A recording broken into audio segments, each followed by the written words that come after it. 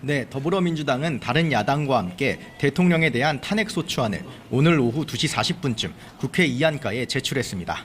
민주당은 이렇게 발의된 탄핵안을 내일 중으로 본회의에 보고하고 이르면 오는 6일에 표결할 수 있도록 하겠다는 방침입니다.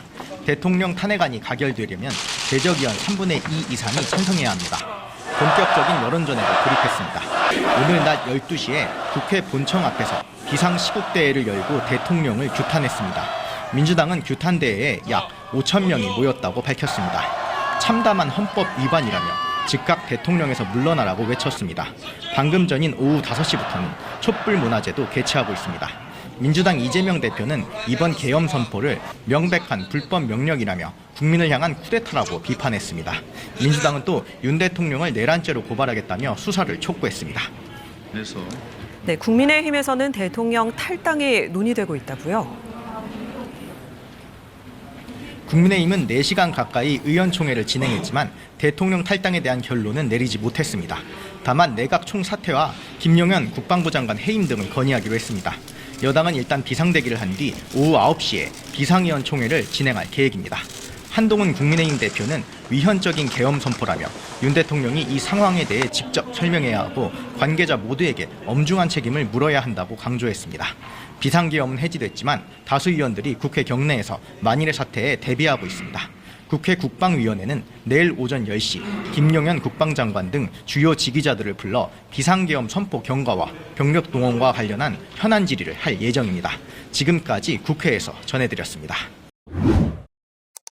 네, 대통령실은 계속 침묵을 지키고 있습니다. 탄핵소추안 입장 역시 아직 나오지 않았습니다. 기자들과 소통하는 홍보수석이나 대변인조차 취재진 연락을 받지 않고 있는 상황입니다. 앞서 오늘 오전 정진석 대통령 비서실장 등 수석급 이상 참모들은 모두 일괄 사의를 표명했습니다. 다만 갑작스러운 업무 공백 등을 고려해 윤 대통령이 이를 수리할지는 조금 더 지켜봐야 할 것으로 보입니다. 당초 오늘 예정됐던 윤 대통령의 공식 일정은 수년됐습니다. 네, 어젯밤 갑작스러운 비상계엄 선포는 참모들에게도 보안 사항이었고 국무회의 심의 과정에서도 반대 의견이 나왔었다고요.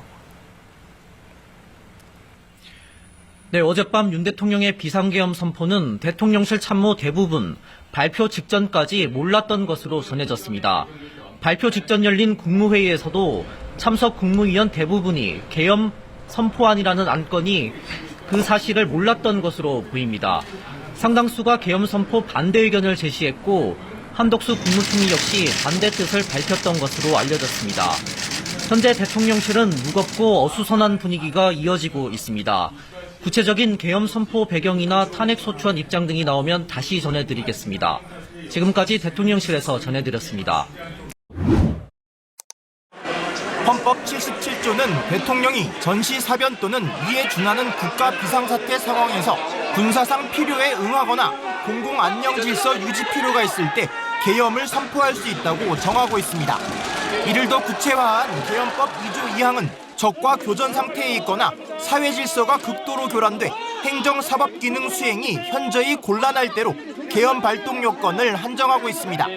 하지만 윤 대통령이 제시한 국회에 잇따른 탄핵소추안 발의와 야당의 감액 예산안 강행 처리 시도가 비상계엄 선포 사유에 해당하는지에 대해 법조계는 대체로 회의적인 반응을 보이고 있습니다. 일반 국민들이 비상사태로 보기엔 납득하기 어려운 부분이 있다는 겁니다. 한인섭 서울대 법학전문대학원 교수는 소셜미디어를 통해 전시사변에 준하는 비상계엄 요건이 도저히 성립되지 않는다고 밝혔습니다.